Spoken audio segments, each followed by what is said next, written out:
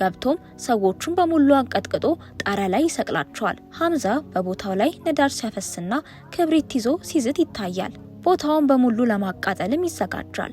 ራህማንን ከገደልከው ቢሮህን ከነሰዎችህ አቃጥለዋለሁ ብሎ አዝላምን ያስፈራራዋል። በዚህ ምክንያት አዝላም ወደ ኋላ ለማፈግፈግ ይገደዳል። ራህማንን ድልድይ አጠገብ ለነሱ ያስረክባል። ነገር ግን ይህን ሁሉ ሁከት የፈጠረው ሐምዛ ማን እንደሆነ ማወቅ ይፈልጋል። ሐምዛ ራሱን ቀና አድርጎ ሳይፈራና አይን ላይ እየተመለከተው ፊት ለፊቱ ይቆማል። አዝላም መጨረሻ በኔ እጅ ይሆናል ይለዋል። ሐምዛ ትቶት ይሄዳል። በዚህም ስሙ በሜዳው ላይ በጉልህ እንዲታወቅ አደረገ። አሁን ሐምዛ ማንም የማይችለው አዲስ ስም ሆኗል። ራህማን ከተመለሰ በኋላ በእሱ ኩራት ይሰማዋል። ይልቁንም የጃሚልን ልጅ በፍቅር ጥምድ አድርጎ መያዙንና አብራው እንድትኖር ማድረጉን ሲያውቅ ኩራቱ ይጨምራል። ወደ አባቷም አትመለስም። በመቀጠል ስምምነቱን ለመጨረስ ወደ ሃን ወንድማማቾች ይሄዳሉ። መኮንኑ እዚያው ሆኖ በህንድ ላይ የሚካሄዱትን የፍንዳታ ስራዎች ይከታተላል። ሁሉም በህንድ ላይ ባደረሱት ውድመት ተደስተው ቆመዋል።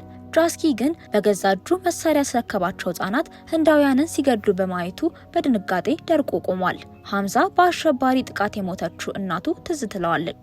ከዳተኛ ነኝ፣ ቤተሰቦቼ እንዲሞቱና ሀገሬ እንዲህ በአሰቃቂ ሁኔታ እንድትገደል ምክንያት የሆንኩት እኔ ነኝ የሚል ስሜት ይሰማዋል። ቢሆንም ግን ሀዘኑን መደበቅ አለበት። ከነርሱ ጋር አብሮ ድል እያለ ይጮሃል። የጥቃቱን ሰዓት ስለቀየሩትና ሁኔታው ስለተለወጠ በውስጡ የሆነውን ማመን አቅቶታል።